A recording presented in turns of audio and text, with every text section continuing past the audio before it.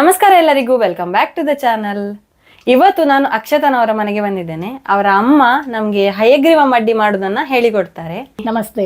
ಈಗ ಹೇಳಿಕೊಡಿ ನಮ್ಗೆ ಹೇಗೆ ಅಂತ ಹೇಳಿ. ಕಡಲೆಬೇಳೆಯನ್ನು ಸ್ವಲ್ಪ ನೀರಲ್ಲಿ ನೆನೆಸಿ ಆನಂತರ ಅದನ್ನು ಕುಕ್ಕರಿಗೆ ಹಾಕಿ 1/2 ನೀರನ್ನು ಹಾಕಿ 2 ವಿಸಿಲ್ ಕೂಗಿಸ್ಬೇಕು.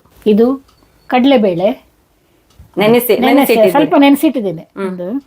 ಅಂದ್ರೆ ಕೆಲವೊಮ್ಮೆ ಅದು ಬೇಯುವುದಿಲ್ಲ ಚೆನ್ನಾಗಿ, ಹಾಗೆ ಈಗ ಅದನ್ನು ಕುಕ್ಕರಿಗೆ ಹಾಕಿ ಅದಕ್ಕೆ 1/2 ನೀರು ಹಾಕಿ 2 ವಿಸಿಲ್ ಬೇಯಿಸುದು.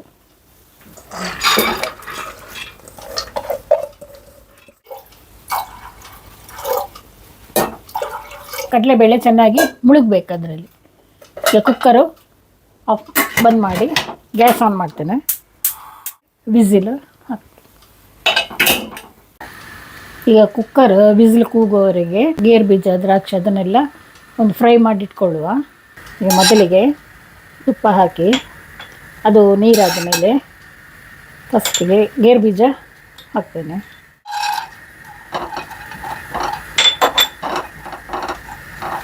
ಇದೀಗ ಸ್ವಲ್ಪ ಬ್ರೌನ್ ಕಲರ್ ಬಂದ ಮೇಲೆ ಅದಕ್ಕೆ ಕೊಬ್ಬರಿ ಹಾಕಿ ಕೊಬ್ಬರಿ ಕಟ್ ಮಾಡಿ ಹಾಕಿ ಸ್ವಲ್ಪ ಫ್ರೈ ಮಾಡಬೇಕು. ಕೊಬ್ಬರಿ 1-2 ಸ್ಪೂನ್ ಇರ್ಬೋದಲ್ಲ ಇದು? ಕೊಬ್ಬರಿ 1-2 ಸ್ಪೂನ್ ಇರ್ಬೋದು. ಈಗ ಗೇರು ಬೀಜ ಬ್ರೌನ್ ಆಯ್ತು, ಇದು ಸಹ ಸ್ವಲ್ಪ ಇದಾಯ್ತು, ಕರೆಕ್ಟ್ ಫ್ರೈ ಬಂದಿದೆ. ಈಗ ಅದಕ್ಕೆ ಸ್ವಲ್ಪ ದ್ರಾಕ್ಷಿಯನ್ನು ಇದರ ಜೊತೆ ಫ್ರೈ ಮಾಡಬೇಕು. ಫ್ಲೇಮ್ ಆಫ್ ಮಾಡ್ಬೇಕಾ ದ್ರಾಕ್ಷಿ ಹಾಕಿ? ಇಲ್ಲ, ಸ್ವಲ್ಪ ಇರಲಿ, 1 ನಿಮಿಷ. ಅದು ಸ್ವಲ್ಪ ಉಬ್ಬಿ ಬರ್ತದೆ. ಗ್ಯಾಸ್ ಆಫ್ ಮಾಡುದು. ಗ್ಯಾಸ್ ಆಫ್ ಮಾಡಿ ಇದನ್ನು ಬೌಲಿಗೆ ತೆಗೆದಿಡುವ.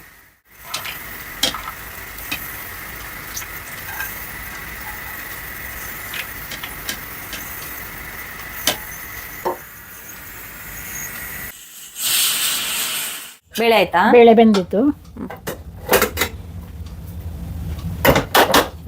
ಇದನ್ನು ಸೋಸ್ಬೇಕು, ನೀರು ತೆಗಿಬೇಕು ಬೇಳೆದು.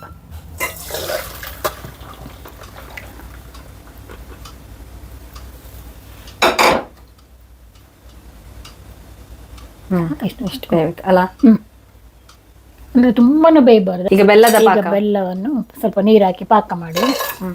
ಎಷ್ಟು ಬೆಲ್ಲ ಉಂಟು ಇದರಲ್ಲಿ? ಈಗ 1.5 ಕಪ್ ಉಂಟು. ಅರ್ಧ ಕಪ್ಪಿನಷ್ಟು ನೀರು ಹಾಕಬೇಕು. ಅದು ಸ್ವಲ್ಪ ನೀರಾಗಬೇಕು ಅದು.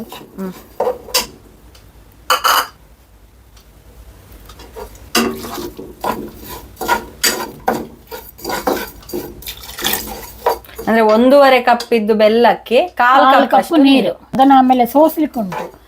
ಯಾಕಂತ ಹೇಳಿದ್ರೆ ಅದ್ರ ಕೆಲವೊಮ್ಮೆ ಬೆಲ್ಲದಲ್ಲಿ ಸ್ವಲ್ಪ ಇದೆಲ್ಲ ಇರ್ತದೆ, ಕಸಗಳು ಇರ್ತದೆ ಕೆಲವು ಬೆಲ್ಲದಲ್ಲಿ. ಬೆಲ್ಲ ನೀರಾಗಿದೆ ಅಂದ್ರೆ ನಾವು ಗಾಳಿಸ್ಲಿಕ್ಕೋಸ್ಕರ ನೀರು ಮಾಡಿ ಇಲ್ಲದ್ರೆ ಡೈರೆಕ್ಟ್ ಹಾಕ್ಬೋದು. ಈಗ ಅದಕ್ಕೆ ತುಪ್ಪ ಹಾಕ್ಬೇಕಾ? ಸ್ವಲ್ಪ ತುಪ್ಪ ಹಾಕಿದ್ರೆ ಇಲ್ಲ, ತುಪ್ಪ ಹಾಕಿದ್ರೆ ನಿಮ್ಗೆ ಅದು ಅಡಿ ಹಿಡಿಯುವುದಿಲ್ಲ. ಈಗ ಬೇಯಿಸಿಟ್ಟ ಕಡಲೆಬೇಳೆಯನ್ನು ಅದಕ್ಕೆ ಹಾಕೋದು.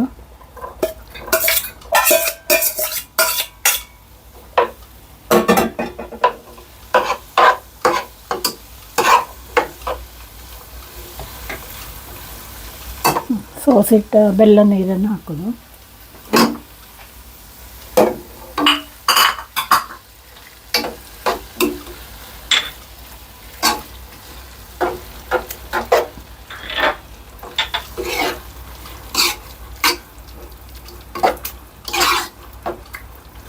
ಇದೊಂದು ಎಷ್ಟು ಹೊತ್ತು ಬೇಯಿಸ್ಬೇಕು? ಇದೊಂದು 10 ಬೆಲ್ಲದ ಸ್ವಲ್ಪ ಪಾಕ ಬರುವ ಹಾಗೆ ಆಗ್ಬೇಕು. ಬೆಲ್ಲ ಕರೆಕ್ಟ್ ಆಗಿ ನೋಡ್ಲಿಕ್ಕೆ ಹೋದ್ರೆ ಒಂದು ಅರ್ಧ ಗಂಟೆಯಲ್ಲಿ ಆಗ್ತದಲ್ಲ ಇದು? ಸುಲಭ. ನೀವು ಕಡಲೆಬೇಳೆ ಬೇಯಿಸೋದೊಂದು ಸ್ವಲ್ಪ ಟೈಮ್ ಹೋಗ್ತದೆ, ಮತ್ತೆ ಇದೆಲ್ಲ ಈಸಿ.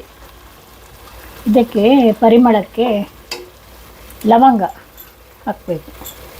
7-8 ಲವಂಗ ಹಾಕಬೇಕು, ಅದೊಂಥರ ಪರಿಮಳ ಬರ್ತದೆ. ಏಲಕ್ಕಿ ಹುಡಿ ಏಲಕ್ಕಿ ಹಾಕಿದ್ರೆ, ಲವಂಗ ಹಾಕಿದ್ರೆ ಏಲಕ್ಕಿ ಹಾಕೋದಿಲ್ಲ, ಹಾಕ್ಬೇಕಂದ್ರೆ ಅದರ ಪರಿಮಳ ಬರೋದಿಲ್ಲ. ಅಂದ್ರೆ ಇಲ್ಲಾದ್ರೆ ಏಲಕ್ಕಿ, ಇಲ್ಲಾಂದ್ರೆ ಲವಂಗವೇ ಹಯಗ್ರೀವ ಮಡ್ಡಿಗೆ ಲವಂಗವೇ ಹಾಕೋದು ಹೆಚ್ಚಾಗಿ. ಮತ್ತೆ ಕೆಲವರು ಏಲಕ್ಕಿ ಇಷ್ಟ ಅಂತ ಅದನ್ನು ಹಾಕ್ತಾರೆ. ಕೊನೆಗೆ ನಿಮಗೆ ಗೇರು ಬೀಜ, ದ್ರಾಕ್ಷಿ, ಕೊಬ್ಬರಿ ತುರಿ ಹಾಕೋದು. ಬೇಕಿದ್ರೆ ತುಪ್ಪ ಲಾಸ್ಟಿಗೆ ನಮಗೆ ಸುತ್ತ ಹಾಕ್ಬೋದು ತುಪ್ಪ. ನಾವಿಲ್ಲಿ ಪಾತ್ರ ತಳಕ್ಕೆ ಹಾಕಿದ್ದೇವೆ, ಆದ್ರೂ ಇನ್ನೂ ಸ್ಮೆಲ್ ನಿಮಗೆ ಬರಬೇಕು ತುಪ್ಪದ್ದು ಅಂತ ಹೇಳಿದ್ರೆ ಇದರಲ್ಲಿ ಇರೋದೇ ತುಪ್ಪದ ಪರಿಮಳ. ಇದು ಥಿಕ್ನೆಸ್ ಹೇಗಿರ್ಬೇಕು? ಪಾಯಸದ ತರ ತೆಳುವಲ್ಲ, ಸ್ವಲ್ಪ ಕ್ಷೀರ ಟೈಪ್ ಆತರ, ಸ್ವಲ್ಪ ಗಟ್ಟಿ ಇರಬೇಕು. ತುಂಬಾ ಗಟ್ಟಿ ಅಲ್ಲ, ಗಟ್ಟಿ ಅಲ್ಲ. ನೀವು ಲಾಡು ಆತರ ಗಟ್ಟಿ ಅಲ್ಲ, ಅದೇ ಈ ಹಲ್ವಾ, ಕ್ಯಾರೆಟ್ ಹಲ್ವಾ ಅಂತಾರ ಆ ತರ ಇರ್ಬೇಕು. ತೆಳುವಲ್ಲ, ಸೆಮಿ ಗ್ರೇವಿ. ಸೆಮಿ ಗ್ರೇವಿ, ಹೌದು. ನೋಡುವಾಗನೇ ಬಾಯಲ್ಲಿ ನೀರು ಬರ್ತದೆ. ಇದಕ್ಕೆ ಬೇಕಿದ್ರೆ ಬಾದಾಮಿ, ಡ್ರೈ ಫ್ರೂಟ್ಸ್, ಬಾದಾಮಿ ಸಣ್ಣ ಸಣ್ಣ ಕಟ್ ಮಾಡಿ, ಖರ್ಜೂರ ಸಣ್ಣ ಸಣ್ಣ ಕಟ್ ಮಾಡಿ ಹಾಕ್ಬೋದು. ಅದಿನ್ನು ಒಳ್ಳೆ ಟೇಸ್ಟ್ ಬರ್ತದೆ. ಇದು ಹೆಚ್ಚಾಗಿ ಮಧ್ವಾಚಾರ್ಯರು ಅವರಿಗಿಷ್ಟ ಅಂತ ಇದು. ಹಾಗೆ ಮಧ್ವನವಮಿಗೆಲ್ಲ ಈ ತರ ಇದನ್ನು ಮಾಡ್ತಾರೆ. ಹಯಗ್ರೀವ ಉಡುಪಿಯಲ್ಲೆಲ್ಲ ತುಂಬಾ ಫೇಮಸ್. ಹಯಗ್ರೀವ ದೇವರಿಗೆ ನೈವೇದ್ಯಕ್ಕೆ ವಾದಿರಾಜ ಸ್ವಾಮಿಗಳು. ಈಗ ಆಂಟಿ ಮಾಡಿದ್ದಾರೆ ಹಯಗ್ರೀವನ್ನು. ಹೇಗಾಗಿದೆ ಅಂತ ಹೇಳಿ ನೋಡುವ, ನಾನು ಹೇಳ್ತೇನೆ ಹೇಗಾಗಿದೆ. ಆಯ್ತಾ, ಹೇಳಿ.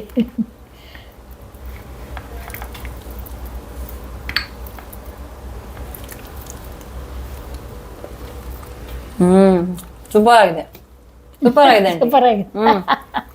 ನೀವು ಸ್ವಲ್ಪ